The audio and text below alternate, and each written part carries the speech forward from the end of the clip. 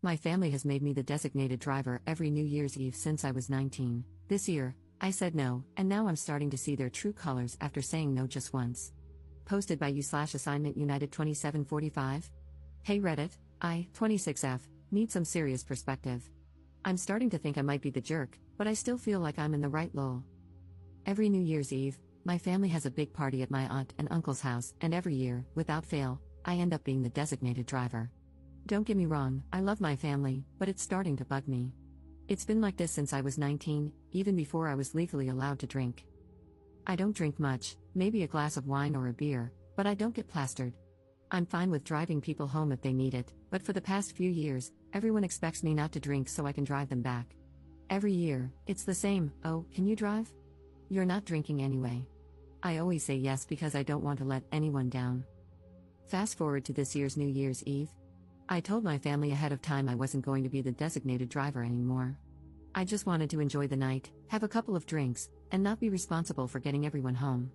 I even told my cousin, who usually gets really sloshed, that I wasn't driving this year, and she was fine with it.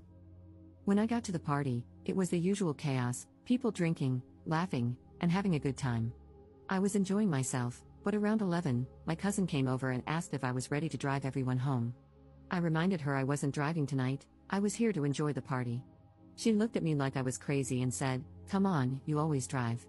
Don't be a beach." Which, like, WTF? I tried to explain calmly that I wasn't being a beach, just that I wasn't going to be the chauffeur anymore. Then, my aunt overheard and pulled me aside. She lectured me, saying, "We all agreed last year you'd be driving. You know how much we rely on you. Everyone else is too tipsy, and Ubering is so unsafe. Just drive this one time, for the family." I felt a ton of pressure but refused. I told her I'm not their chauffeur and wasn't going to do it again just because no one else could figure out their own ride. My aunt got upset, saying I was being selfish and that we're family. She said I'm the only one who doesn't get too drunk, so it makes sense for me to help out. I told her I had already had 3 beers, so I wasn't even legally supposed to drive myself. That's when I snapped. I told them it's not my job to be their designated driver every year just because I'm the only one who doesn't get blackout drunk. They needed to figure out their own rides this time.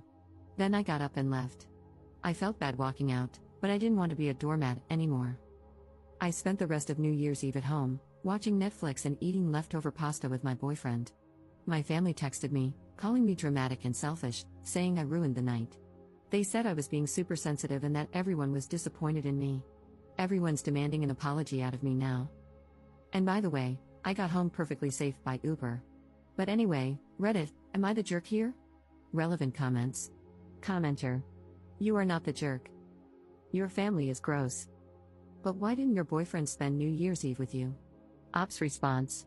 He's a nurse and had a shift that overlapped with the party. He could have potentially come, but he was exhausted and wanted to go straight home to take a shower while he waited for me to get back.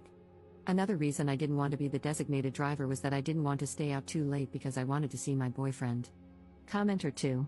Well, I agree wholeheartedly with the Redditor who said you should spend New Year's Eve someplace else. What your auntie did was incredibly entitled and disrespectful. Clearly, you did not agree to be the driver. She and your other drunk relatives decided that you would be the driver. If you're going to celebrate New Year's Eve with them in the future, you need to cut the cord and be absent for a few years so that they can figure out how to handle this without you and without treating you like their paid chauffeur. Ops response. I agree, but at the same time, I feel like this is tearing a hole between me and my family, and that's the last thing I want. My sister was on my side after hearing both sides of the story. She lives on the other side of the country and is pissed off on my behalf, lol. My parents, however, are embarrassed, and I feel bad about that. Commenter 3. When you got your driver's license, did being the designated driver become a common assignment? Ops response. Not at first, I've always struggled with anxiety, and driving triggered it for a long time. I put off getting my license until I was 18 because of it. They didn't ask me to be a designated driver until I was 19, and at first, I felt kind of cool because I was being the responsible adult and helping the people I loved. But it quickly got old when I had to drive back and forth multiple times to get everyone home, and no one offered to pay for gas. Update 15 days later. So, update lol? Before I get to that, I want to address some popular questions from my last post. Some people got confused and asked similar questions, so I thought it might be nice to answer them here. How do I give everyone a ride home? My family lives about an hour and a half from my aunt's house, so I'd fill my car with everyone I could and take them home. The next day, they take their spouses' cars to pick up the ones they left. Stupid, I know. How did I get home? I got an Uber. Why was my cousin asking to leave at 11? She was drunk and probably had no idea what time it was. My aunt overheard me getting a little upset and pulled me aside, which sparked everything. Now, the update. I ended up sending a text to our family group chat, including those who didn't make it to the party but heard about what happened. I'll copy and paste what I said here. Hey everyone, I'm not going to apologize for what happened on New Year's Eve. I told you all well in advance that I wasn't going to be the designated driver this year, and I expected you to respect that. I'm not anyone's personal chauffeur, and I'm done being treated like I'm responsible for everyone else's lack of planning. When cousin's name called me a beach for not driving, that was uncalled for. And aunt's name, lecturing me about being selfish and ruining the night because I chose to enjoy myself instead of taking on that responsibility again? I love you all, but I can't be your punching bag anymore. I'm not going to keep letting myself be the one who sacrifices for everyone else's convenience. I've done it for years, and I'm done. Next year, I think I'll be spending New Year somewhere else. I wish you all safe rides home and hope you'll be able to figure something out. I'll be taking some space from everyone and hope you will understand. I then made the painful decision of blocking my parents, who have been calling me terrible names and making me feel like complete crap since this happened. I never realized how dark my childhood was with all the gaslighting. My parents are probably the reason I have such severe anxiety. My sister and brother are on my side and equally pissed off at our family, so I still have them at least. I really do want to thank you all. I've always known something was off with my family, but I never realized how much I was taken for granted, how unloved I felt, until now. Thank you for helping me realize that I'm worth more. And to end on a positive note, my boyfriend is now my fiancé. A few days after my post, he proposed. His original plan was to take me to see some cutesy light displays in our town after I got home and propose there, which made my heart melt a little since I knew he was so tired after working lol, but when he saw me walk and crying, he read the room and switched things up. When I was feeling better, he took me to dinner and proposed there. I have no idea how the wedding will go or if my parents will be there, but I'm excited to spend it with the people who love and appreciate me. Relevant comments. Commenter. Did anyone respond to the text? Ops response. I don't know. I blocked everyone who went to the party or asked me to be the designated driver, and then I removed myself from the conversation. Commenter 2. Wow, first off, congrats on the engagement. It sounds like your fiancé is a keeper, he's got that perfect read the room and propose when the vibes are right energy. Honestly, your text to the group chat was iconic. That's some real main character energy right there, setting boundaries and refusing to be everyone's unpaid Uber anymore.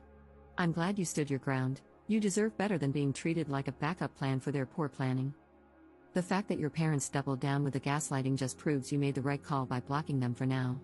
That's a tough move, but it sounds like you're finally putting yourself first, and that's huge. And shout out to your siblings for having your back, sounds like you all are the real MVPs of the family. As for the wedding, focus on the people who truly support you. You've already got your siblings and fiancé in your corner, and that's a solid squad.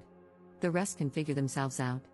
You're starting this new chapter surrounded by love, and honestly, that's all that matters. Ops response. He's the best, he's always had my back with my family. He wanted to come with me to the party to support me because he thought they might act up, but I knew he'd be tired after working, so I told him not to worry about it. He also helped me write this post and has been reading all of your comments, lol, and he says hi. Commenter 3. Congratulations on everything. Please let your parents know that they are uninvited to your wedding until further notice. You don't want to hear from them because their behavior was atrocious, and you will no longer tolerate any disrespect. Ops response. They don't even know we're engaged. I posted it on my Instagram, but they no longer have access to that or my number.